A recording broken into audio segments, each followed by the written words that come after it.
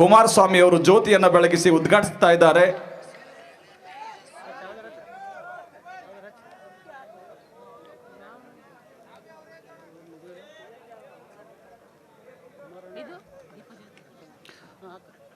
ಭಾರತೀಯ ಜನತಾ ಪಕ್ಷಕ್ಕೆ, ಜೆಡಿಎಸ್ ಪಕ್ಷಕ್ಕೆ, ಎಚ್.ಡಿ. ಕುಮಾರಸ್ವಾಮಿ ಅವರಿಗೆ, ಉಮೇಶ್ ಜಾಧವ್ ಅವರಿಗೆ ಜೈ ಶ್ರೀರಾಮ್.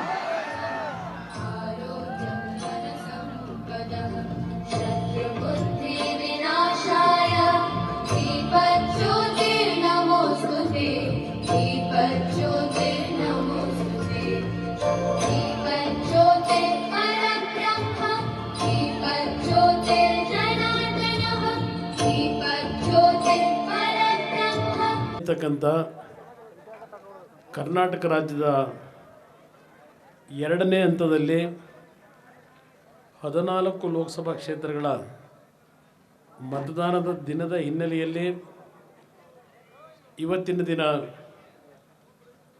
ಕಲಬುರಗಿ ಲೋಕಸಭಾ ಕ್ಷೇತ್ರದ ಅಭ್ಯರ್ಥಿಗಳಾಗಿರ್ತಕ್ಕಂಥ ಡಾಕ್ಟರ್ ಉಮೇಶ್ ಜಾಧವ್ ಅವರ ಪರವಾಗಿ ಜೇವರ್ಗಿಯ ಮತ್ತು ಕಲಬುರಗಿಯ ಎಲ್ಲ ನನ್ನ ತಂದೆ ತಾಯಂದಿರು, ಸಹೋದರ ಸಹೋದರಿಯರ ಆಶೀರ್ವಾದವನ್ನು, ನಿಮ್ಮೆಲ್ಲರ ಮನೆಯ ಮಗನಾಗಿರ್ತಕ್ಕಂಥ ಆ ಒಂದು ಪ್ರೀತಿಯನ್ನು ನೀವೇನು ಕೊಟ್ಟಿದ್ದೀರಿ ನಾನು ನೋಡ್ತಾ ಇದ್ದೇನೆ. ನಮ್ಮ ದೊಡ್ಡಪ್ಪ ಗೌಡ್ರ ಪಾಟೀಲರ ನೇತೃತ್ವದಲ್ಲಿ ಜಾಧವ್ ಅವರಿಗೆ ಆಶೀರ್ವಾದವನ್ನು ಮಾಡಲಿಕ್ಕೆ ತಾವೆಲ್ಲ ಏನು ಬಂದಿದ್ದೀರಿ, ನಿಮ್ಮೆಲ್ಲರಿಗೆ ಪ್ರಥಮವಾಗಿ ನನ್ನ ಗೌರವಪೂರ್ವಕವಾದ ವಂದನೆಗಳನ್ನು ಸಲ್ಲಿಸಲಿಕ್ಕೆ ಬಯಸ್ತಾ ಇದ್ದೇನೆ. ಕಳೆದ ಚುನಾವಣೆಯ ನಂತರ ನಾನು 2-3 ಬಾರಿ ಜೇವರ್ಗಿಗೆ ಬರಬೇಕು ಅಂತೇಳಿ ದೊಡ್ಡಪ್ಪ ಗೌಡರು ಪಂಚಾಯಿತಿಯ ಅಧ್ಯಕ್ಷರು ಉಪಾಧ್ಯಕ್ಷ ಚುನಾವಣೆಗಳ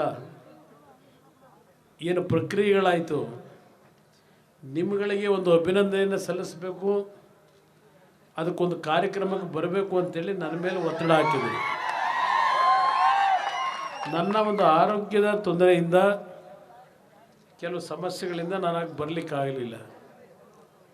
ಇವತ್ತಿನ ದಿನ ಪ್ರಥಮವಾಗಿ ನಾನು ಕೆಲವು ವಿಷಯಗಳನ್ನು ಮಾತಾಡೋದಕ್ಕಿಂತ ಮುಂಚೆ, ಕಳೆದ ಚುನಾವಣೆಯಲ್ಲಿ ಕೇವಲ ಚುನಾವಣೆಗೆ 15 ದಿನಗಳಿದ್ದಾಗ ಕೊನೆಯ ಹಂತದಲ್ಲಿ ನಿಮ್ಮೆಲ್ಲರ ಒಂದು ಒತ್ತಡಕ್ಕೆ ಮಣಿದು ಜಾತ್ಯತೀತ ಜನತಾದಳದ ಅಭ್ಯರ್ಥಿಗಳಾಗಿ ನಿಮ್ಮಗಳ ಶ್ರಮದಿಂದ ಅತ್ಯಲ್ಪ ಕಡಿಮೆ ಮತದಲ್ಲಿ ಅವರು ಪರಾಜಿತರಾದಂಥದ್ದು. ಅವರನ್ನು ಅಷ್ಟೊಂದು ದೊಡ್ಡ ಮಟ್ಟದಲ್ಲಿ ಅವತ್ತೇನು ಬೆಂಬಲಿಸಿದ್ದೀರಿ, ಅದೇ ಪ್ರೀತಿ ವಿಶ್ವಾಸವನ್ನು ಇವತ್ತೂ ಸಹ ನೀವೇನು ಹೊಂದಿದ್ದೀರಿ. ನಾನು ಅವರ ಪರವಾಗಿ ನಿಮ್ಮೆಲ್ಲರಿಗೆ ಗೌರವಪೂರ್ವಕವಾದ ನನ್ನ ಕೃತಜ್ಞತೆಗಳನ್ನು ಸಹ ಸಲ್ಲಿಸಲಿಕ್ಕೆ ಬಯಸ್ತಾ ಇದ್ದೇನೆ. ನನಗೆ ಇವತ್ತು ಅವ್ರ ಮನೆಗೆ ಹೋದಾಗ ಸ್ವಲ್ಪ ನೋವಾಯಿತು. ನನ್ನ ತಂಗಿ ಅಂದರೆ ಅವರ ಧರ್ಮಪತ್ನಿ ತಾಯಿ ಏನಿದ್ರು ಅಲ್ಲೂ ತಾಯಿಯವರು ಸ್ವಲ್ಪ ಕಣ್ಣಲ್ಲಿ ನೀರು ಹಾಕಿದ್ರು. ನನ್ನ ತಂಗಿ ಸಹ ಅವರ ಒಂದು ರಾಜಕೀಯದ ಹಿನ್ನೆಲೆಯಲ್ಲಿ ಅವರಿಗಿರ್ತಕ್ಕಂಥ ನೋವುಗಳ ಬಗ್ಗೆಯೂ ನನ್ನ ಜೊತೆ ಚರ್ಚೆ ಮಾಡಿದ್ದಾರೆ. ಬಹುಶಃ ಇವತ್ತು ಸಹ ಜೇವರ್ಗಿಯಲ್ಲಿ ಒಂದು ಬಾಡಿಗೆ ಮನೆಯಲ್ಲಿ ಸಣ್ಣ ಮನೆಯಲ್ಲಿದ್ದಾರೆ, ಕಲಬುರಗಿಲೂ ಬಾಡಿಗೆ ಮನೆಯಲ್ಲೇ ಇದ್ದಾರೆ ಅಂತಕ್ಕಂಥ ವಿಷಯ ಕೇಳಿದಾಗ ಸ್ವಲ್ಪ ನನ್ನ ಮನಸ್ಸಿಗೆ ಸ್ವಲ್ಪ ನೋವಾಯಿತು ಅಂತಕ್ಕಂಥ ನಿಮ್ಮ ಗಮನಕ್ಕೆ ತರುತ್ತೆ. ನಿಮ್ಮಲ್ಲಿ ನಾನು ಕೈ ಜೋಡಿಸಿ ಮನವಿ ಮಾಡ್ತೇನೆ, ಅವರು ಮಾತನಾಡಬೇಕಾದ್ರೆ ಒಂದು ಮಾತು ಹೇಳಿದ್ರು. ಈ ಚುನಾವಣೆಯಲ್ಲಿ ಉಮೇಶ್ ಜಾಧವ್ ಅವರಿಗೆ ಕನಿಷ್ಠ 30,000ಕ್ಕೂ ಹೆಚ್ಚಿನ ಬಹುಮತದಲ್ಲಿ ತಾವು ಆಶೀರ್ವಾದ ಮಾಡಿದರೆ ನನ್ನ ಒಂದು ಸೋಲೇನಿದೆ ಆ ಸೋಲಿಗೆ ಒಂದು ಉತ್ತರವನ್ನು ಕಾಂಗ್ರೆಸ್ನವರಿಗೆ ಕೊಟ್ಟಾಗೆ ಅಂತಕ್ಕಂಥ ಮಾತು ಹೇಳಿದರು. ನಾನು ರಸ್ತೆಯಲ್ಲಿ ನೀವು ಮೆರವಣಿಗೆಯಲ್ಲಿ ಕರ್ಕೊಂಬಂದಾಗ ಕೆಲವು ಯುವಕರು, ನಮ್ಮ ಹಳ್ಳಿಯ ಯುವಕರು, ನಾನೇನು ಮೆರವಣಿಗೆಯಲ್ಲಿ ಆ ವಾಹನದ ಮೇಲೆ ನಿಂತಿದ್ದೆ, ನಾನು ಕಿವಿ ಕೇಳಿಸ್ಕೊಂಡೆ. ನಾನು ಅಷ್ಟೆಲ್ಲ ತಮಟೆ ಶಬ್ದ, ಕೂಗಾಟ, ಜೈಕಾರ ಎಲ್ಲ ಇದೆ. ಅವರು ರಸ್ತೆಯಲ್ಲಿ ನಡೀತಾ ಒಂದು ಮಾತು ಹೇಳ್ತಾರೆ, ಒಂದು 2-3 ಜನ ಯುವಕರು, ಅಣ್ಣ ಕೈ ಮುಗಿತೀವಿ, ನಮ್ಮ ದೊಡ್ಡಪ್ಪ ಕೊಟ್ಟರು ಕೈ ಬಿಡಬೇಡ.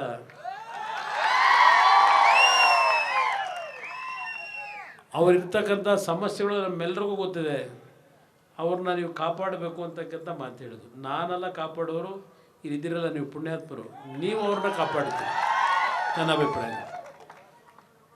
ಆದರೆ ಒಂದು ಮಾತನ್ನು ಕೊಡ್ತೇನೆ, 5 ವರ್ಷ ಈ ಸರ್ಕಾರ ಏನಿರಲ್ಲ. ಕರ್ನಾಟಕದಲ್ಲಿ ಇರ್ತಕ್ಕಂಥ ಸರ್ಕಾರ 5 ವರ್ಷ ಸಂಪೂರ್ಣ ನಡೆಯೋಕ್ಕೆ ಸಾಧ್ಯ ಇಲ್ಲ. ಅದು ನಾನೇನು ಜ್ಯೋತಿಷಿಕಾರನ ಅಲ್ಲ. ರಾಜ್ಯದಲ್ಲಿ ಏನೇನು ನಡೀತಾ ಇದೆ, ಇವರ ನಡವಳಿಕೆಗಳು ಯಾವ ರೀತಿ ನಡೀತಾ ಇದೆ, ಇದೆಲ್ಲವನ್ನು ಸೂಕ್ಷ್ಮವಾಗಿ ನೀವು ಗಮನಿಸ್ತಾ ಇದ್ದೀರಿ, ನಾವು ಗಮನಿಸ್ತಾ ಇದ್ದೇವೆ. ಬಹುಶಃ ಈ ವರ್ಷವೇ ಚುನಾವಣೆ ಬಂದರೂ ಆಶ್ಚರ್ಯ ಪಡಬೇಡಿ. ಚುನಾವಣೆ ಬಂದರೆ ಆಗ ನಿಮ್ಮ ಕೈಲೇ ಇದೆ ದೊಡ್ಡ ಪೂಡಕ್ಕೆ ಶಕ್ತಿ ತುಂಬತಕ್ಕಂಥದ್ದು.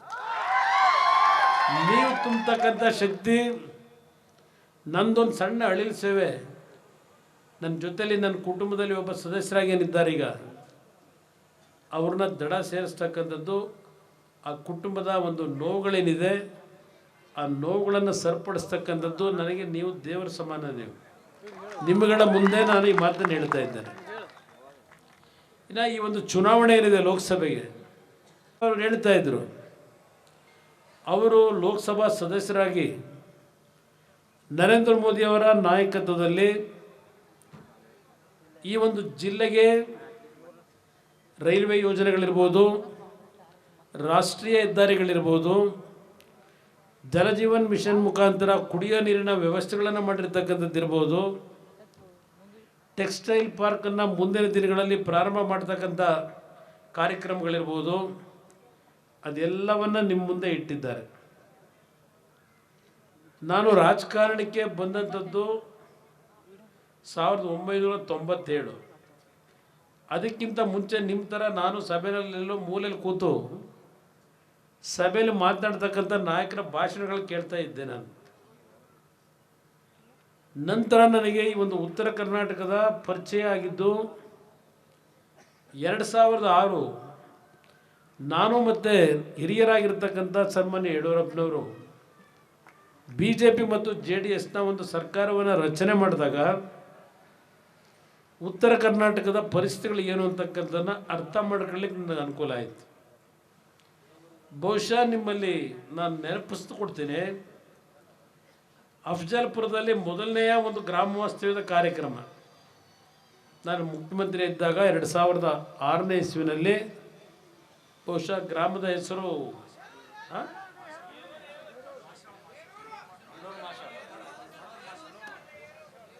ಅಲ್ಲಿ ನಮ್ಮ ಕನ್ನಡಪ್ರಭ ಪತ್ರಿಕಾ ಸ್ನೇಹಿತರು ಇದ್ದಾರೆ ಆ ಊರಿನಲ್ಲಿ, ಅವಧಾನಿಗಳು. ಅದು ಪ್ರವಾಹದ ಸಂದರ್ಭಗಳೇ ಬೇರೆ.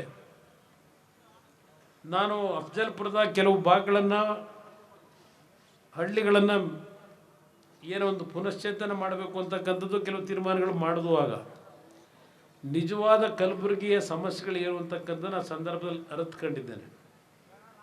ಇಲ್ಲಿ ಗುರುಮಿಟ್ಕಲ್ನ ಈಗಿನ ನನ್ನ ಸ್ನೇಹಿತ ಶಾಸಕರಿದ್ದಾರೆ ಇಲ್ಲಿ, ಶರಣಗೌಡ, ಅವ್ರ ತಂದೆಯವರು ಕಳೆದ ಬಾರಿ 5 ವರ್ಷ ಶಾಸಕರಿದ್ದರು. ಗುರುಮಿಟ್ಕಲ್ನಲ್ಲಿ ಅವರಿಬ್ಬರು ಶಾಸಕರಾಗೋದಕ್ಕಿಂತ ಮುಂಚೆ ಸುಮಾರು 8 ಅವಧಿಗೆ ಶಾಸಕರಾಗಿದ್ದಂಥವ್ರು ಯಾರು? ಖರ್ಗೆ ಸಾಹೇಬರು. ಆ 8 ವರ್ಷ ಶಾಸಕರಾಗಿ ಸುಮಾರು 20-25 ವರ್ಷ ಮಂತ್ರಿಗಳು ಇದ್ದರು. 25 ವರ್ಷ. ಇವತ್ತು ಆ ಗುರುಮಿಟ್ಕಲ್ ಯಾವ ರೀತಿ ಇದೆ? 25 ವರ್ಷ ಮಂತ್ರಿಗಳಾಗಿ ಈ ಜಿಲ್ಲೆದು ಬಿಟ್ಟಾಕ್ಬಿಡಿ, ಇರಲಿ ಸ್ವಲ್ಪ ದಿವಸ ಆಮೇಲೆ ಮಾತಾಡೋಣ, ಜಿಲ್ಲೆ ಅಭಿವೃದ್ಧಿ. ಆ ಒಂದು ಗುರುಮಿಟ್ಕಲ್ ಕ್ಷೇತ್ರವನ್ನಾದರೂ 8 ಅವಧಿಗೆ ಅವ್ರನ್ನ ಶಾಸಕರನ್ನಾಗಿ ಮಂತ್ರಿಗಳು ಮಾಡಿ ದೇಶದ ನಾಯಕತ್ವ ಕೊಟ್ಟಂಥ ಆ ಕ್ಷೇತ್ರದ ಜನತೆಯನ್ನು ಯಾವ ಮಟ್ಟಕ್ಕೆ ಇಟ್ಟಿದ್ದಾರೆ ತಾವುಗಳ ಯೋಚನೆ ಮಾಡಿ. ನಾನು ಯಾರ ಬಗ್ಗೆ ಟೀಕೆ ಮಾಡಲಿಕ್ಕೆ ಹೋಗಲ್ಲ. ನಾನು 2006, 2004 ಮೊದಲನೇ ಬಾರಿಗೆ ಶಾಸಕನಾದೆ. ನೀವು ಕೆಲವರು ನಮ್ಮ ಭಾಗಗಳಿಗೆ ಬಂದು ನೋಡ್ಬೇಕು. ನೀವು ಆ ಕ್ಷೇತ್ರಗಳನ್ನು ನಾವು ಯಾವ ರೀತಿ ಇಟ್ಟಿದ್ದೇವೆ, ಈ ಕ್ಷೇತ್ರಗಳು ಯಾವ ರೀತಿ ಇದೆ ಅಂತೇಳಿ ಕಲ್ಯಾಣ ಕರ್ನಾಟಕ ಅಂತ ಹೆಸರಿಟ್ಕೊಂಡಿದ್ದೇವೆ. ಆರ್ಟಿಕಲ್ 371 ಜೇನ ಅನುಷ್ಠಾನಕ್ಕೆ ತಂದುಬಿಟ್ಟಿದ್ದೇವೆ ಅಂತ ಬೆನ್ನು ತಟ್ಕೋತಾರೆ. ಹೋಗಲಿ, ಆರ್ಟಿಕಲ್ 371 ಜೆ ಬಂದ ನಂತರವಾದರೂ ಈ ಭಾಗದ ಯುವಕರಿಗೆ ಕೆಲಸ ಸಿಕ್ಕಿದೆಯಾ? ರಾಹುಲ್ ಗಾಂಧಿ ಅವರು ಅಲ್ಲೆಲ್ಲೋ ಮೊನ್ನೆ ತಮಿಳುನಾಡಿನಲ್ಲಿ ಭಾಷಣ ಮಾಡ್ತಾರೆ. ನಮ್ಮ ಸರ್ಕಾರ ಕೇಂದ್ರದಲ್ಲಿ ಅಧಿಕಾರಕ್ಕೆ ಬಂದರೆ 31 ಲಕ್ಷ ಯುವಕರಿಗೆ ಕೆಲಸ ಕೊಡ್ತೀವಿ ಅಂತ ಭಾಷಣ ಮಾಡಿದ್ದಾರೆ. ನೀವು ಕೇಳಬೇಕು ಕಾಂಗ್ರೆಸ್ ನಾಯಕರನ್ನ, ದೆಹಲಿಯಲ್ಲಿ ನಿಮ್ಮ ಸರ್ಕಾರ ಬಂದು 31 ಲಕ್ಷ ಕೆಲಸ ಕೊಡೋದು ಆಮೇಲೆ ಕೊಡಿ. ಕರ್ನಾಟಕದಲ್ಲಿ ಸರ್ಕಾರ ರಚನೆ ಮಾಡಿ 2ನೇ ಬಾರಿ ಈಗ 11 ತಿಂಗಳಾಯಿತು. ಸರ್ಕಾರದ ಖಾಲಿ ಹುದ್ದೆಗಳು ಎಷ್ಟಿದೆ? 2,75,000 ಸರ್ಕಾರದಲ್ಲಿ ಹಲವಾರು ಇಲಾಖೆಯಲ್ಲಿ ಹುದ್ದೆಗಳು ಖಾಲಿ ಇದ್ದಾವೆ.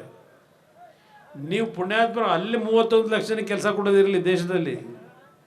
ಮೊದಲು ಕರ್ನಾಟಕದಲ್ಲಿ ನಿಮ್ಗೆ ಅಧಿಕಾರ ಕೊಟ್ಟಿರಲ್ಲ 136 ಸ್ಥಾನ, ಇಲ್ಲಿ ಕೊಡ್ರಪ್ಪ 2,75,000 ಖಾಲಿ ಇಟ್ಕೊಂಡಿದ್ದೀರಲ್ಲ ಹುದ್ದೆಗಳನ್ನ, ಆಗ ನಿಮ್ಮನ್ನು ನಂಬೋದು ಅಂತಕ್ಕಂಥದ್ದನ್ನು ಆ ಮಹಾನ್ ನಾಯಕರುಗಳಿಗೆ ಹೇಳೋದು ಸೂಕ್ತ. ನೀವು ಇದು ಇರ್ತಕ್ಕಂಥ, ನೀವು ನನ್ನನ್ನು ಕೇಳ್ಬೋದು, ನೀವು ಅವರ ಬಗ್ಗೆ ಏನು ಮಾತಾಡ್ತಾ ಇದ್ದೀರಿ, ನೀವೇನು ಮಾಡಿದ್ರಿ ಅಂತ ನಾನು ಕೇಳ್ಬೋದು.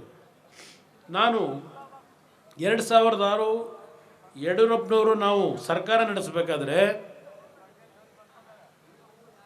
189 ಪ್ರಥಮ ದರ್ಜೆಗಳ ಕಾಲೇಜ್ಗಳನ್ನು ಪ್ರಾರಂಭ ಮಾಡೋದು, 500ಕ್ಕೂ ಹೆಚ್ಚಿನ ಜೂನಿಯರ್ ಕಾಲೇಜ್ ಪ್ರಾರಂಭ ಮಾಡೋದು ಹಳ್ಳಿಗಳಲ್ಲಿ, 1400ಕ್ಕೂ ಹೆಚ್ಚಿನ ಹೈಸ್ಕೂಲ್ಗಳನ್ನು ಪ್ರಾರಂಭ ಮಾಡಿದ್ದು. ಇದ್ದಿದ್ದು ಕೇವಲ 20 ತಿಂಗಳು ಆಡಳಿತ.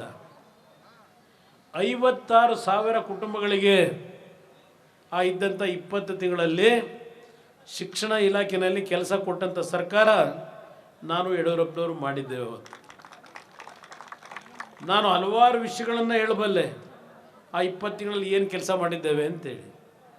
ಅವತ್ತು ನಮ್ಮ ಸರ್ಕಾರದ ಬಜೆಟು ಕೇವಲ 34,000 ಕೋಟಿ. ಇವತ್ತು ಸಿದ್ದರಾಮಯ್ಯರ ಸರ್ಕಾರದ ಬಜೆಟು 3,65,000 ಕೋಟಿ. ನಾನು ಇಲ್ಲಿ ನಡೆದಿರ್ತಕ್ಕಂಥ ಕೆಲವು ತಾಯಂದರು ಕೂತಿದ್ದೀರಿ, ಭಾಳ ಜನ ಹೋಗಿದ್ದೀರಿ ಊರುಗಳಿಗೆ, ಲೇಟ್ ಆಗಿದೆ. ಬಂಡಪ್ಪಣ್ಣ ಅದು ಯಾವುದೋ 5 ಗ್ಯಾರಂಟಿ ಬಗ್ಗೆ ಭಾಳ ಮಾತನಾಡೋದು.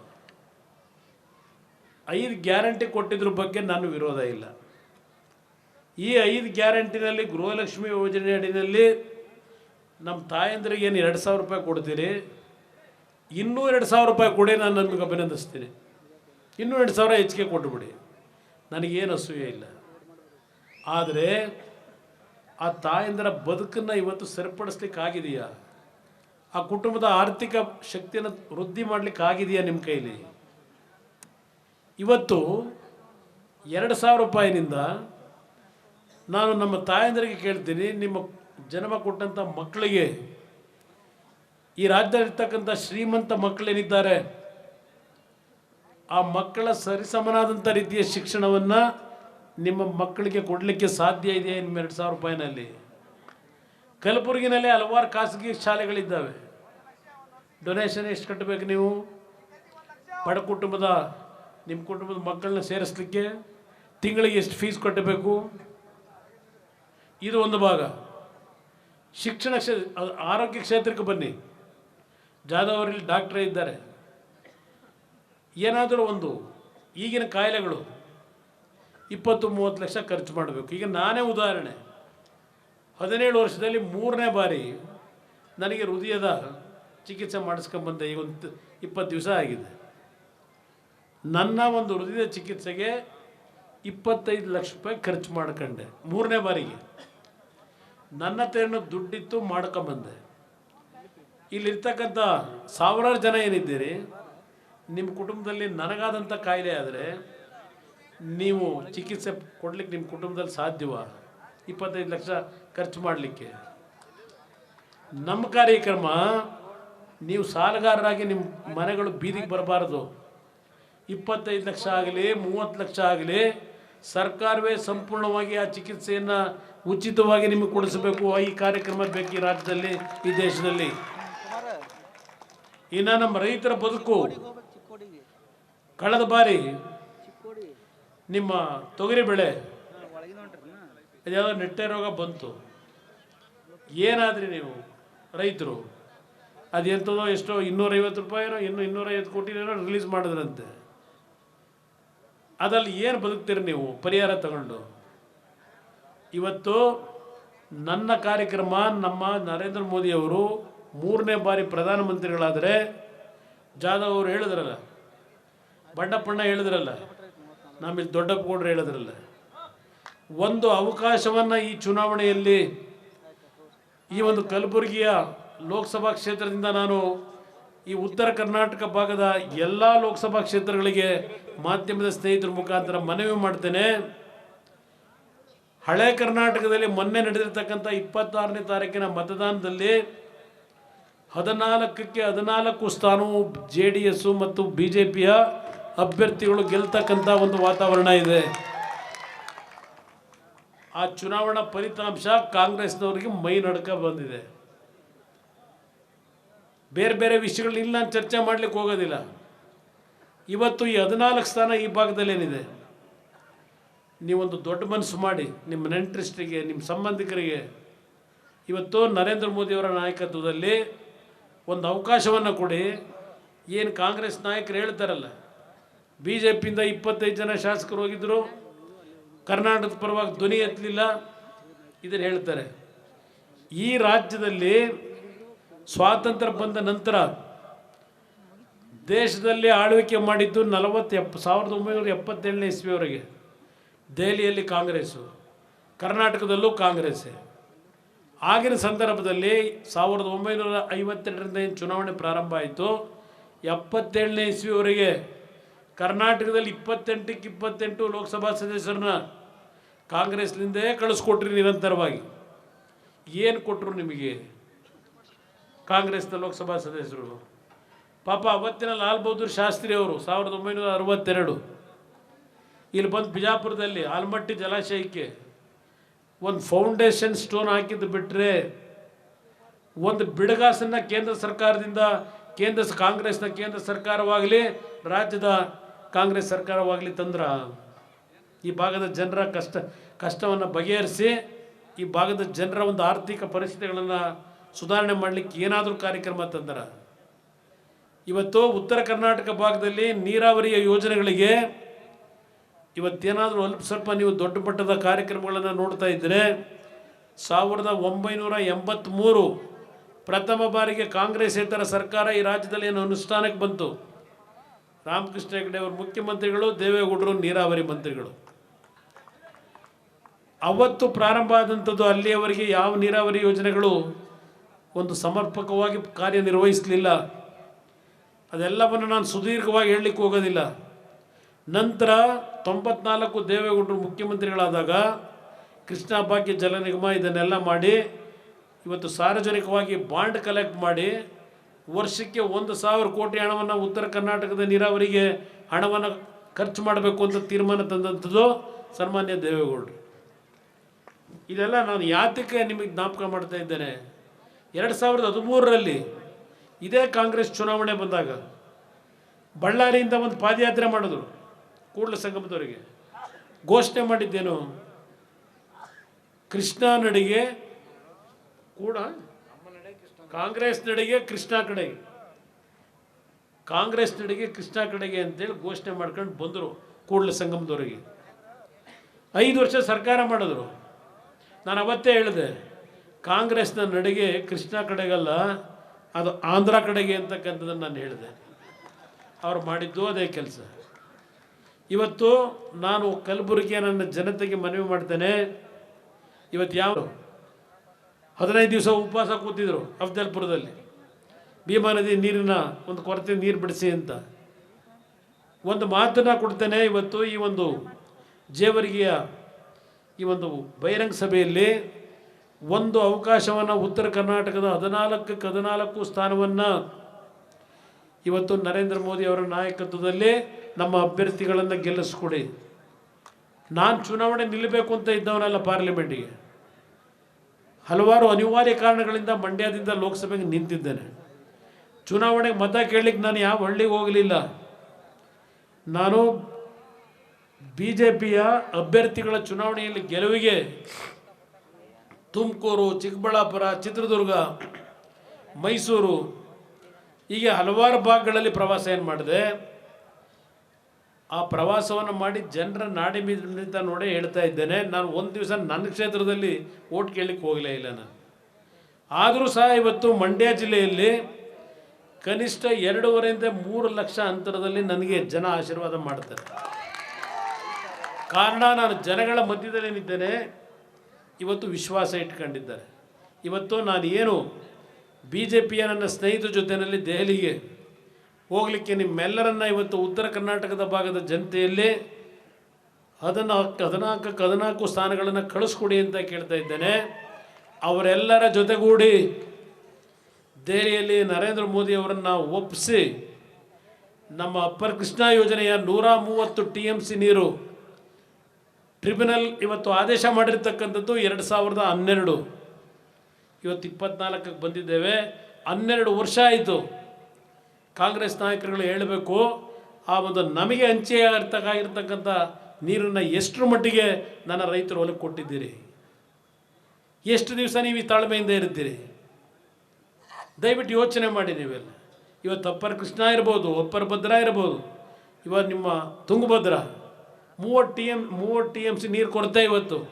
ಕಾರಣ ಹೂಳು ತುಂಬಿದೆ. ಅಲ್ಲಿ ಪ್ಯಾರಲಲ್ಲಿ ಮತ್ತೊಂದು ಜಲಾಶಯ ಆಗಲೇಬೇಕು. ಇವತ್ತು ನಮ್ಮ ರೈತರಿಗೆ 30 TMC ನೀರನ್ನು ಉಪಯೋಗ ಮಾಡಬೇಕು ಅಂದರೆ ಅಲ್ಲಿಂದ ಮಾದಾಯಿ ಹೀಗೆ ಹಲವಾರು ಯೋಜನೆಗಳು ನೆನೆಗುದಿಗೆ ಬಿದ್ದಿದೆ. ಮಾತಿದ್ರೆ ನರೇಂದ್ರ ಮೋದಿ ಹತ್ರ ಪರ್ಮಿಷನ್ ಕೊಡಿಸಿ ಅಂತಾರೆ. ಅವ್ರು ಪರ್ಮಿಷನ್ ಕೊಟ್ಟರು, ನಿಮ್ಮದು ದುಡ್ಡೆಲ್ಲಿದೆ ಖರ್ಚು ಮಾಡೋದಕ್ಕೆ? ಖಾಲಿ ಚಂಬಿಡ್ಕೊಂಡು ಓಡಾಡ್ತಾ ಇದ್ದೀರಿ ನೀವು. ಇದೆಲ್ಲವನ್ನು ಗಮನಿಸಿದ್ದೇನೆ. ನಿಮ್ಮಲ್ಲಿ ಕೈ ಜೋಡಿಸಿ ಮನವಿ ಮಾಡ್ತೇನೆ. ಕಲಬುರಗಿಯ ಜನತೆಯ ಕಷ್ಟಗಳನ್ನು ನೋಡಿದ್ದೇನೆ ನಾನು. ನಮ್ಮ ಯುವಕರ ಬದುಕನ್ನು ನೋಡಿದ್ದೇನೆ. ಉತ್ತರ ಕರ್ನಾಟಕದ ಅಭಿವೃದ್ಧಿ ಬಾಯಿನಲ್ಲಿದೆ. ನೀವೀಗ ಅಲ್ಲಿ ಹೋಗ್ಬಿಟ್ಟಾಕ ಬನ್ನಿ. ಈಗ ಅಲ್ಲಿ ಆ ಕಾಂಪೌಂಡ್ ಪಕ್ಕದಲ್ಲಿ ಬಂದು ಈಗ ನಾವು ಅಲ್ಲಿ ಕಾಂಕ್ರೀಟ್ ಹಾಕೋರಲ್ಲ ನೋಡಿ. ಅಲ್ಲಿ ಅದು ಎಷ್ಟು ದಿವಸದಿಂದ ಹಾಕಿರೋದು ಗೊತ್ತಿಲ್ಲ ನನಗೆ. ಇಲ್ಲ, ಅದು ನೋಡಿ ಅಲ್ಲಿ ಏನಾಗೈತೆ ಅಲ್ಲಿ ಎಲ್ಲ ಕಳಪೆ ಕಾಮಗಾರಿಗಳು. ಪಾಪ ಇವರೇ ಅಧ್ಯಕ್ಷರಿರ್ಬೇಕಲ್ವ ಈಗ ನಿಮ್ಮ ಬೆಂಗಳೂರು ನಿವಾಸಿಗಳು, ಬೆಂಗಳೂರು ಶಾಸಕರು, ಇವ್ರದ್ದು ಕಳಪೆ ಕಾಮಗಾರಿಗಳು ಯಾವ ರೀತಿ ಇದೆ ಯೋಚನೆ ಮಾಡಿ. ಅದಕ್ಕೆ ನಾನು ಹೇಳ್ತಾ ಇದ್ದೇನೆ, ಒಂದು ಅವಕಾಶವನ್ನು ಈ ಬಾರಿ 28ಕ್ಕೆ 28 ಕ್ಷೇತ್ರದಲ್ಲಿ BJPಯ ಮತ್ತು ಜನತಾದಳದ ಅಭ್ಯರ್ಥಿಗಳನ್ನು ನೀವು ಕಳಿಸ್ಕೊಟ್ರೆ ನಮ್ಮ ರಾಜ್ಯಕ್ಕೆ ಆಗಿರ್ತಕ್ಕಂಥ ಅನ್ಯಾಯ. ನಾನು ಒಂದು ಮಾತು ಕೊಡ್ತೀನಿ, ಮುಂದಿನ 5 ವರ್ಷದಲ್ಲಿ ನರೇಂದ್ರ ಮೋದಿಯವರ ನಾಯಕತ್ವದಲ್ಲಿ ಹೈದರಾಬಾದ್ ಕರ್ನಾಟಕ ಪ್ರಮುಖವಾಗಿ ನನಗೆ ಬೇಕಾಗಿರ್ತಕ್ಕಂಥದ್ದು. ಕಾರಣ ಬಹುಶಃ 1989 ಇಲ್ಲ 94 ಗೊತ್ತಿಲ್ಲ ನನಗೆ, ನಾನು ಇನ್ನೂ ರಾಜಕಾರಣಕ್ಕೆ ಬಂದಿರಲಿಲ್ಲ. ನಮ್ಮ ಪಕ್ಷಕ್ಕೆ ದೇವೇಗೌಡರ ನಾಯಕತ್ವದಲ್ಲಿ ಅಲ್ಲಿ ನಾವು ಹಾಸನದಲ್ಲಿ ಗೆದ್ದಂಥ ಸೀಟ್ ಏನಿದೆ ಅದಕ್ಕಿಂತಲೂ ಹೆಚ್ಚಿನ ಸೀಟ್, ಬಹುಶಃ 9ರಲ್ಲಿ 5 ಸೀಟನ್ನು ಗೆಲ್ಲಿಸ್ಕೊಟ್ಟಿದ್ದೀರಿ ಈ ಕಲಬುರಗಿ ಜಿಲ್ಲೆಯಲ್ಲಿ. ವೈದ್ಯನಾಥ್ ಪಾಟೀಲ್ ಅವರಿದ್ದರು 94ರಲ್ಲಿ. ವೈದ್ಯನಾಥ್ ಪಾಟೀಲ್ ಅವರು ಅರ್ಬನ್ ಡೆವಲಪ್ಮೆಂಟ್ ಮಿನಿಸ್ಟರ್ ಆಗಿದ್ದರು. 5 ಸೈಟ್ ಇದನ್ನು ನಮ್ಮ ಕ್ಷೇತ್ರಗಳನ್ನು ಗೆಲ್ಲಿಸಿದ್ರಿ. ನಾನು ಮರೀಲಿಕ್ಕೆ ಸಾಧ್ಯ ಇಲ್ಲ. ನಮ್ಮ ಹಳೆ ಕರ್ನಾಟಕಕ್ಕೆ ಹೋಲಿಕೆ ಮಾಡಿದಾಗ ಹೈದರಾಬಾದ್ ಕರ್ನಾಟಕ ಜನತಾದಳವನ್ನು ಇನ್ನೂ ಉಳಿಸಿದ್ದೀರಿ ಅಂತಕ್ಕಂಥದ್ದು ನನ್ನ ಹೃದಯದಲ್ಲಿ ನಾನು ಇಟ್ಕೊಂಡಿದ್ದೇನೆ. ನಾವು ಎಷ್ಟು ಸೀಟ್ ಗೆದ್ದು ಅನ್ನೋದು ಮುಖ್ಯ ಅಲ್ಲ, ಎಲ್ಲೆಲ್ಲಿ ನೀವು ಶಕ್ತಿ ತುಂಬಿದ್ದೀರಿ ನಾನು ಅದನ್ನು ಮನಸ್ಸಿನಲ್ಲಿ ಇಟ್ಕೊಂಡಿದ್ದೇನೆ. ಮುಂದಿನ 5 ವರ್ಷದಲ್ಲಿ ಈ ಒಂದು ಹೈದರಾಬಾದ್ ಕರ್ನಾಟಕ ನಿಮಗೆ ಗೊತ್ತಿಲ್ಲ, ನಾನು 2017 ಅಂದರೆ ಕಲ್ಯಾಣ ಕರ್ನಾಟಕ 2018 2ನೇ ಬಾರಿ ಮುಖ್ಯಮಂತ್ರಿ ಆದಾಗ ಬಂಡಪ್ಪ ಅವರು ಕೂತಿದ್ದಾರೆ ಇಲ್ಲಿ. 9 ಇಂಡಸ್ಟ್ರಿಯಲ್ ಕ್ಲಸ್ಟರ್ಗಳನ್ನು ಪ್ರಾರಂಭ ಮಾಡಬೇಕು ಅಂತ ನಿರ್ಧಾರ ಮಾಡಿದೆ. ಕಲಬುರಗಿನಲ್ಲಿ ಯಾವೊಂದು ಸೋಲಾರ್ನ ಪ್ಲ್ಯಾಂಟ್ನ ನಾವು ಹಾಕ್ತಕ್ಕಂಥದ್ದಿದೆ, ಆ ಸೋಲಾರ್ನ ಬಿಡಿ ಭಾಗಗಳನ್ನು ತಯಾರು ಮಾಡ್ತಕ್ಕಂಥ ಒಂದು ಸಂಪೂರ್ಣ ಹಬ್ಬು ಇಲ್ಲಿ ಕನಿಷ್ಠ 1 ಲಕ್ಷ ಜನಕ್ಕೆ ಕೆಲಸ ಕೊಡಬೇಕು ಅಂತಕ್ಕಂಥ ದೃಷ್ಟಿಯಿಂದ ಕಲಬುರಗಿನಲ್ಲಿ ಆ ಒಂದು ಇಂಡಸ್ಟ್ರಿಯಲ್ ಕ್ಲಸ್ಟರ್ನ ಮಾಡಲಿಕ್ಕೆ ತೀರ್ಮಾನ ಮಾಡಿದೆ. ಇದ್ದಿದ್ದು 14 ತಿಂಗಳು ನಾನು ಪಕ್ಕದ ಬಿದರಿಗೆ ಯಾವ ನಮ್ಮ ರೈತರು ಉಪಯೋಗ ಮಾಡ್ತಕ್ಕಂಥ ಉಪಕರಣಗಳಿದ್ದಾವೆ ಅಗ್ರಿಕಲ್ಚರ್ಗೆ, ಕೃಷಿ ಇಲಾಖೆಯಲ್ಲಿ, ಅಲ್ಲಿ ಒಂದು ಹಬ್ಬನ್ನು ಮಾಡಿ ಎಲ್ಲ ಬರೀ ನಮ್ಮ ಅಗ್ರಿಕಲ್ಚರ್ಗೆ ಬೇಕಾದಂಥ ಉಪಕರಣಗಳನ್ನು ತಯಾರು ಮಾಡ್ತಕ್ಕಂಥ ಮತ್ತಿನ್ನೊಂದು ಇಂಡಸ್ಟ್ರಿಯಲ್ ಕ್ಲಸ್ಟರ್, ಅಲ್ಲಿ 1 ಲಕ್ಷ ಜನಕ್ಕೆ ಕೆಲಸ ಕೊಡಬೇಕು ಅಂತ ಹೇಳಿ, ಅಲ್ಲಿಂದ ಕೊಪ್ಪಳದಲ್ಲಿ ಎಲೆಕ್ಟ್ರಾನಿಕ್ ಟಾಯ್ಸ್ನ ಅಂದರೆ ಆಟದ ಬೊಂಬೆಗಳನ್ನು ತಯಾರು ಮಾಡ್ತಕ್ಕಂಥ ಒಂದು ಹಬ್ಬನ್ನು ಮಾಡಬೇಕು ಅಂತ ತೀರ್ಮಾನ ಮಾಡಿದೆ. ಅಲ್ಲಿ ಶುರುವಾಗಿದೆ. ಅದು ಒಂದೇ ಶುರು ಮಾಡಿರೋದು ಇಲ್ಲಿ ಈ ಕಳೆದ 5 ವರ್ಷ ನಾನು ಅಧಿಕಾರ ಬಿಟ್ಟ ಮೇಲೆ. ಬಳ್ಳಾರಿನಲ್ಲಿ ಜೀನ್ಸ್ ಪ್ಯಾಂಟ್ ಬಗ್ಗೆ, ಜೀನ್ಸ್ ಬಟ್ಟೆ ತಯಾರು ಮಾಡೋದ್ರ ಬಗ್ಗೆ ಸನ್ಮಾನ್ಯ ರಾಹುಲ್ ಗಾಂಧಿ ಅವರು ಮೊನ್ನೆ ಎಲ್ಲ ಭಾಷಣ ಮಾಡಿದ್ದು ಕೇಳಿದೆ ಬಳ್ಳಾರಿಗೆ ಹೋದಾಗ. ಅಲ್ಲಿ ಒಂದು ಆ ಇಂಡಸ್ಟ್ರಿಯಲ್ ಕ್ಲಸ್ಟರ್ ಮಾಡಬೇಕು ಅಂತ ಹೇಳಿ. ಚಿತ್ರದುರ್ಗದಲ್ಲಿ ಈ ಬಲ್ಪ್ಗಳನ್ನು ತಯಾರು ಮಾಡ್ತಕ್ಕಂಥ ಒಂದು ಇಂಡಸ್ಟ್ರಿಯಲ್ ಹಬ್ಬ. ಹೀಗೆ 9 ಭಾಗದಲ್ಲಿ ಕಾಂಪೀಟ್ ವಿತ್ ಚೈನಾ ಅಂತ ಹೇಳಿ ಒಂದು ಯೋಜನೆಯನ್ನು ತಯಾರು ಮಾಡಿದ್ದೆ. ನಾನು ಅಧಿಕಾರ ಬಿಟ್ಟ ಮೇಲೆ ಅದು ಅಲ್ಲಿಗೆ ನಿಂತೋಯ್ತು. ನಾನು ನಿಮ್ಮಲ್ಲಿ ಕೈ ಜೋಡಿಸಿ ಮನವಿ ಮಾಡೋದು, ಇವತ್ತೇನು BJP ಮತ್ತು JDSನ ಮತ್ತೊಮ್ಮೆ 2ನೇ ಮೈತ್ರಿಯನ್ನು ಇವತ್ತು ನಾನು ಪ್ರಾರಂಭ ಮಾಡಿರೋದು ನನ್ನ ವೈಯಕ್ತಿಕವಾದಂಥ ಸ್ವಾರ್ಥಕ್ಕಲ್ಲ. ಈ ರಾಜ್ಯದಲ್ಲಿ ಹಣದ ಕೊರತೆ ಇಲ್ಲ, ಸಂಪದ್ಭರಿತವಾಗಿದೆ.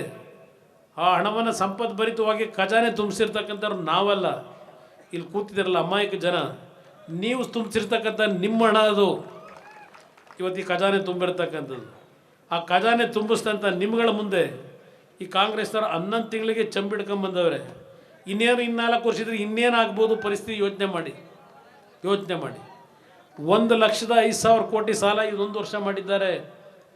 1,05,000 ಕೋಟಿ ಹೇಳ್ತಾ ಇದ್ದಾರೆ. ನಮ್ಮ ತಾಯಂದರಿಗೆ 2,000 ಕೊಡ್ತಾ ಇದ್ದೇವೆ, ಫ್ರೀ ಬಸ್ ಪಾಸು, ಯುವಕರಿಗೆ ಯುವನಿಧಿ ಕಾರ್ಯಕ್ರಮ, ಅದೆಂಥದ್ದು ಕರೆಂಟು 200 ಯೂನಿಟ್ಟು, ಇದೆಲ್ಲ ಹೇಳ್ಕೊಂಡಿದ್ದಾರೆ. 10 kg ಅಕ್ಕಿ, ಇದಕ್ಕೆ 52,000 ಕೋಟಿ ಖರ್ಚು ಮಾಡ್ತಾ ಇದ್ದೇವೆ ಅಂತ ಹೇಳಿದ್ದಾರೆ. ಈ 52,000 ಕೋಟಿ ಖರ್ಚೆಲ್ಲಿದ್ದು ಮಾಡ್ತಾವ್ರೆ? 1,05,000 ಕೋಟಿ ಸಾಲ ತಂದು ನಿಮ್ಮ ಹೆಸರಿನಲ್ಲಿ 52,000 ಕೋಟಿ ಖರ್ಚು ಮಾಡ್ತೀವಿ ಅಂತ ತೋರಿಸಿ, ಇನ್ನು 52,000 ಕೋಟಿ ಎಲ್ಲೋಯ್ತಾ ಇದೆ ದುಡ್ಡದು? ಆ ದುಡ್ಡು ತೀರ್ಸಾರೆ ಯಾರು? ಸಾಲ ತೀರ್ಸಾರೆ ಯಾರು? ಯೋಚನೆ ಮಾಡಿ ನೀವುಗಳು. ಇವತ್ತು ಈ ರಾಜ್ಯದಲ್ಲಿ ಒಂದೊಂದು ಕುಟುಂಬದಲ್ಲಿರ್ತಕ್ಕಂಥ ನಿಮ್ಮ ಕುಟುಂಬದ ತಾಯಂದಿರಿರಲಿ, ಮಕ್ಕಳಿರಲಿ, ಎಲ್ಲರ ತಲೆಯ ಮೇಲೆ 36,000 ರೂಪಾಯಿಗಳ ಸಾಲದ ಹೊರೆ ನಿಮ್ಮ ಮೇಲೆ ಹೊರಿಸಿದ್ದಾರೆ. ಸಿದ್ದರಾಮಯ್ಯರು ಸಾಲ ಒತ್ತುಗಳಲ್ಲ, DK ಶಿವಕುಮಾರ್ ಒತ್ತುಗಳಲ್ಲ, ನಾವು ಒತ್ತುಗಳಲ್ಲ. ಆ ಖಜಾನೆ ಖಾಲಿ ಮಾಡಿರ್ತಕ್ಕಂಥ ಸಾಲ ತೀರಿಸೋದು ನಾವು ತೀರಿಸಲ್ಲ, ನೀವೇ ತೀರಿಸಬೇಕು. ಇದು ಇರ್ತಕ್ಕಂಥ ಈ ಒಂದು ವ್ಯವಸ್ಥೆ. ನಾನು 2018ರಲ್ಲಿ 25,000 ಕೋಟಿ ರೈತರ ಸಾಲ ಮನ್ನಾ ಮಾಡಿಕೊಟ್ಟೆ. ಒಂದೊಂದು ಕುಟುಂಬಕ್ಕೆ 2 ಲಕ್ಷ 3 ಲಕ್ಷ ದುಡ್ಡು ಬಂತು. ನಾನೇನು ದೊಡ್ಡ ಜಾಹೀರಾತು ಹಾಕೊಂಡು ನಾನು ರೈತರಿಗೆ ಇಷ್ಟು ಕೊಟ್ಟೆ ಅಷ್ಟು ಕೊಟ್ಟೆ ಅಂತ ನಾನು ದಿನ ಹೇಳ್ಕೊಂಡು ತಿರುಗಲಿಲ್ಲ. ಇಲ್ಲ ಪತ್ರಿಕೆಗಳಲ್ಲಿ 100 ಕೋಟಿ ಖರ್ಚು ಮಾಡಿ ನಾನು ನೋಡ್ರಪ್ಪ ರೈತರಿಗೆ ಇದು ಮಾಡಿದೆ ಅಂತೇಳಿ ನಾನು ಮಾಡಿದ್ದಲ್ಲ. ಆ 25,000 ಕೋಟಿನೂ ಕೊಟ್ಟಿದ್ದು ನಿಮ್ಮ ದುಡ್ಡು ನಿಮಗೆ ಕೊಟ್ಟಿದ್ದೀನಿ. ಏನು ನಮ್ಮಪ್ಪನ ಮನೆಯಿಂದ ತಂದು ಕೊಟ್ಟು ನಾನು ನಿಮಗೆ? ಇದೆಲ್ಲವನ್ನು ಸೂಕ್ಷ್ಮವಾಗಿ ಗಮನಿಸಿ ಕೈ ಜೋಡಿಸಿ ಮನವಿ ಮಾಡ್ತೇನೆ. ಒಬ್ಬ ರೈತನ ಮಗನಿಗೆ ಶಕ್ತಿ ತುಂಬಿದ್ದೀರಿ. ಅವ್ರ ಕಷ್ಟ ನನಗೆ ಗೊತ್ತಿದೆ, ಅವ್ರ ಕಷ್ಟ ನನಗೆ ಗೊತ್ತಿದೆ. ಈ ಚುನಾವಣೆಯಲ್ಲಿ ನಮ್ಮ ಜಾಧವ್ ಅವರಿಗೆ ಅವರ ಗುರುತು, ಕಮಲದ ಗುರುತು, ಕ್ರಮ ಸಂಖ್ಯೆ ನಂಬರ್ 1. ಈ ಚುನಾವಣೆಯಲ್ಲಿ ಕನಿಷ್ಠ ಜೇವರ್ಗಿನಲ್ಲಿ 30,000ಕ್ಕೂ ಹೆಚ್ಚಿನ ಮತ ಕಾಂಗ್ರೆಸ್ಗಿಂತ ಮುನ್ನಡೆಯನ್ನು ನೀವು ಕೊಡಿ. ಇಲ್ಲಿ ನಿಮ್ಮ ಮಗನಾಗಿ ಇದ್ದಾನೆ ದೊಡ್ಡಪ್ಪ ಗೌಡ್ರು, ಅವರಿಗೆ ಎಲ್ಲ ರೀತಿಯ ಶಕ್ತಿಯನ್ನು ತುಂಬಿಕೊಡೋದು ನನ್ನ ಜವಾಬ್ದಾರಿ. ನಿಮ್ಮೆಲ್ಲರ ಮುಂದೆ ಇವತ್ತು ನಾನು ಮಾತು ಕೊಡ್ತಾ ಇದ್ದೇನೆ, ನಿಮ್ಮೆಲ್ಲರ ಮುಂದೆ ಮಾತು ಕೊಡ್ತಾ ಇದ್ದೇನೆ. ನನ್ನ ಜವಾಬ್ದಾರಿ. ಯಾವ ಕಾರಣಕ್ಕೂ ಅನ್ಯಾಯ ಮಾಡಿದೆ. ಇಲ್ಲಿ ನಮ್ಮ ಶರಣಗೌಡರು ಕೂತಿದ್ದಾರೆ. ಶರಣಗೌಡ ಶಾಸಕನಾಗಿ ನಾನು ನೋಡಲ್ಲ, ನಮ್ಮ ಕುಟುಂಬದ ಮಗ ಅಂತಕ್ಕಂಥ ರೀತಿಯಲ್ಲಿ ಶರಣಗೌಡನ ನಾನು ಪ್ರೀತಿಸೋದು. ಅವ್ರ ತಂದೆ ನಮ್ಮ ಜೊತೆಯಲ್ಲಿದ್ದರು. ಅಗಲಿಕೆ ಏನಾಗಿದೆ? ಅವರು ದೇವೇಗೌಡರು ತಮ್ಮ ಅಂತಕ್ಕಂಥ ದೇವೇಗೌಡರು ಕುಟುಂಬದವರು ಅಂತಕ್ಕಂಥ. ಶರಣಗೌಡರು ನನಗೂ ಸ್ವಲ್ಪ ಕೆಲವು ವಿಷಯಗಳಲ್ಲಿ ನಮ್ಮ ತೀರ್ಮಾನಗಳಲ್ಲಿ ಏನಾದರೂ ಸಮಸ್ಯೆ ಬಂದರೆ ಅವ್ನು ನೇರವಾಗಿ ಮಾತಾಡ್ತಾನೆ. ಆದರೆ ಮನಸ್ಸು ಶುದ್ಧ ಇಟ್ಕೊಂಡಿದ್ದಾನೆ, ಮನಸ್ಸಿನಲ್ಲಿ ಏನೂ ಇಟ್ಕೊಳ್ಳಲ್ಲ. ಭಾಳ ಜನ ಮಾಧ್ಯಮ ಸ್ನೇಹಿತರು ತಿಳ್ಕೊಂಡ್ಬಿಟ್ಟಿದ್ದಾರೆ, ಏನೋ ಆಗೋಗ್ಬಿಡ್ತು ಶರಣಗೌಡರಿಗೂ ಕುಮಾರಸ್ವಾಮಿಗೂ ಅಂತ. ಶರಣಗೌಡರಿಗೂ ನಮಗೂ ಏನೂ ಆಗಲ್ಲ. ಅವ್ನು ನಮ್ಮ ಮನೆ ಮಗ ಅಂತಕ್ಕಂಥ ಮಾತನ್ನು ಅವತ್ತೇನು ಹೇಳಿದ್ದೇನೆ, ಇವತ್ತು ಹೇಳ್ತಾ ಇದ್ದೇನೆ. ಅವನು ನಿಯತ್ಗಾರ. ಅವನ ಮೇಲೆ ಯಾರೂ ಅನುಮಾನ ಪಡೋದಿಲ್ಲ. ಬಟ್ ಅವನು ಸ್ವಾಭಿಮಾನಿ. ಅವನ ಮನಸ್ಸಿಗೆ ಏನು ಬಂತು ಅದು ನೇರವಾಗಿ ಹೇಳ್ತಾನೆ. ಅದು ಸ್ವಲ್ಪ ಈ ಕೇಸು ಅದೇ, ಈ ದೊಡ್ಡ ಪೌಡ್ರ್ ಕೇಸು ಅದೇ, ನಾನು ಅವ್ರನ್ನೂ ನೋಡಿದ್ದೇನೆ. ಅದರಿಂದ ಇವತ್ತು ನಿಮ್ಮ ಪ್ರೀತಿ ಏನಿದೆ ಆ ಪ್ರೀತಿ ಅವ್ರ ಮೇಲೆ ಇಡಿ. 100% ಹೇಳ್ತೇನೆ, ಇನ್ನೊಂದು 3-4 ತಿಂಗಳಲ್ಲಿ ಅವ್ರು ಸ್ವಲ್ಪ ನಗನಗ್ತಾ ಓಡಾಡಾಗೆ ನಿಮ್ಮ ಜೊತೆಯಲ್ಲಿ ನಿಮ್ಮ ಕಷ್ಟ ಸುಖದ ನಿಮ್ಮ ಸಮಸ್ಯೆಗಳಿಗೂ ಸ್ಪಂದಿಸಿ ಕೆಲಸ ಮಾಡ್ತಕ್ಕಂಥ ರೀತಿಯಲ್ಲಿ ಅವರಿಗೆ ಕೆಲವು ಜವಾಬ್ದಾರಿಗಳನ್ನು ನಿರ್ವಹಣೆ ಮಾಡಲಿಕ್ಕೆ ಮುಕ್ತವಾಗಿ ಶಕ್ತಿಯನ್ನು ತುಂಬಬೇಕಾಗಿರ್ತಕ್ಕಂಥದ್ದು ನಮ್ಮಗಳ ಜವಾಬ್ದಾರಿ ಏನಿದೆ ಆ ಜವಾಬ್ದಾರಿ ನಿರ್ವಹಿಸ್ತೇನೆ. ನನಗೆ ಒಂದು ನಿಮ್ಮಿಂದ ಮಾತಬೇಕಾಗಿರೋದು, ಕಲಬುರಗಿ ಜನತೆಯಲ್ಲಿ ಈ ಚುನಾವಣೆಯಲ್ಲಿ ಜಾಧವ್ ಅವರನ್ನು ಕನಿಷ್ಠ 1-2 ಲಕ್ಷ ಮತದ ಅಂತರದಲ್ಲಿ ತಾವು ಆಶೀರ್ವಾದ ಮಾಡಿ ನಮ್ಮ ಜೊತೆ ದೆಹಲಿಗೆ ಕಳಿಸ್ಕೊಡಿ ಅಂತಕ್ಕಂಥ ಮನವಿಯನ್ನು ನಿಮ್ಮೆಲ್ಲರ ಮುಂದೆ ಇಟ್ಟು ಈ ಉರಿ ಬಿಸಿಲು ಮಧ್ಯಾಹ್ನ ರಾಯಚೂರಿನ ಕಾರ್ಯಕ್ರಮ ಮುಗಿಸಿ ಇಲ್ಲಿಗೆ ಬಂದೆ. ಸಿಂಧೂರಿನಲ್ಲಿ ಕಾರ್ಯಕ್ರಮ, ಕೊಪ್ಪಳ ಮತ್ತು ರಾಯಚೂರಿನ ಅಭ್ಯರ್ಥಿಗಳ ಪರವಾಗಿ ಅಲ್ಲಿ ಚುನಾವಣೆ ಪ್ರಚಾರದಲ್ಲಿ ಭಾಗವಹಿಸಿ ಇಲ್ಲಿ ಬಂದೆ. ಭಾಳ ಸಂತೋಷ ಆಗಿದ್ದು. ಅಸೆಂಬ್ಲಿ ಚುನಾವಣೆಯಲ್ಲಿ ನಮ್ಮ ಇದರಲ್ಲಿ ಕಾರ್ಯಕ್ರಮ ಮಾಡೋದ್ರಲ್ಲ ಯಡ್ರಾಮಿನಲ್ಲಿ, ಅದೇ ಉತ್ಸಾಹ ಇನ್ನೂ ಇವತ್ತು ಇಟ್ಕೊಂಡಿದ್ದೀರಿ, ನನ್ನ ಕಣ್ಣಾರೆ ನೋಡಿದ್ದೀನಿ. ಅದರಿಂದ ನನಗೆ ನಂಬಿಕೆ ಇದೆ ಇವತ್ತು ಅವರೇನು ಜವಾಬ್ದಾರಿ, ಅದಕ್ಕೆ ಹೇಳಿದ ಅವ್ರ ಶಕ್ತಿ ನಮ್ಮ ಶಕ್ತಿ ಅಲ್ಲ, ಅವರ ಶಕ್ತಿ ಅವತ್ತೇನು ನನಗೆ ತೋರಿಸಿದ್ದೀರಿ, ಆ ಶಕ್ತಿ ಇವತ್ತು ನಾವು ಇಟ್ಕೊಂಡಿದ್ದೇವೆ ಅನ್ನೋದನ್ನು ಈ ಮೆರವಣಿಗೆಯಲ್ಲಿ ಇವತ್ತು ತೋರಿಸಿದ್ದೀರಿ ನೀವು. ಅದರಿಂದ ನಿಮಗೆ ನಾನು ಕೃತಜ್ಞತೆ ಸಲ್ಲಿಸ್ತೇನೆ.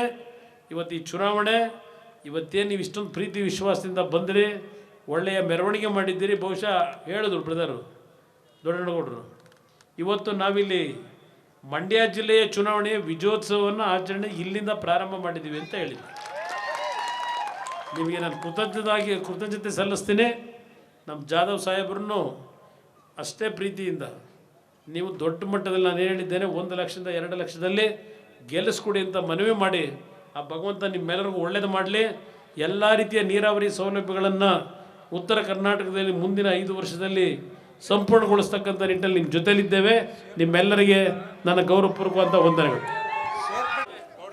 JDS ಪಕ್ಷಕ್ಕೆ ಸೇರ್ಪಡೆ ಆಗ್ತಾಯಿದ್ದಾರೆ ಶ್ರೀ ರಮೇಶ್ ಗೌಡ ಮಾಲಿ ಪಾಟೀಲ್ ಬಂದೇವಾಲ್, ಗುರ್ಷಿದ್ ಪಾಟೀಲ್ ಬಂದೇವಾಲ್, ಶರಣಗೌಡ ಮಾಲಿ ಪಾಟೀಲ್, ಆಕಾಶ್ ಗೌಡ ಪಾಟೀಲ್, ಶರಣಗೌಡ ಪೊಲೀಸ್ ಪಾಟೀಲ್, ನಾಗೇಶ್ ಚಿಟಗಿ, ವಿಶ್ವನಾಥ್ ಮಾಲಿ ಪಾಟೀಲ್, ಭಗವಂತರಾಯ್ ಯಾದನೂರ್, ಚಂದ್ರು ಅಜಿವಾಳ್, ಶರಣು ಅಳೆಮನಿ, ದೇವೇಂದ್ರ ಕುಳ್ಕನೂರ್, ಶಂಕರಲಿಂಗ ಎಂ ಪಾಟೀಲ್, ಭಾಗೇಶ್ ಮಲ್ನಾಡ್, ಅವರು ಶರಣಗೌಡ ಪೊಲೀಸ್ ಪಾಟೀಲ್ ಸೇರ್ಪಡೆ ಆಗ್ತಾ ಇದ್ದಾರೆ. ಬೋಲೋ ಭಾರತ್ ಮಾತಾ ಕಿ.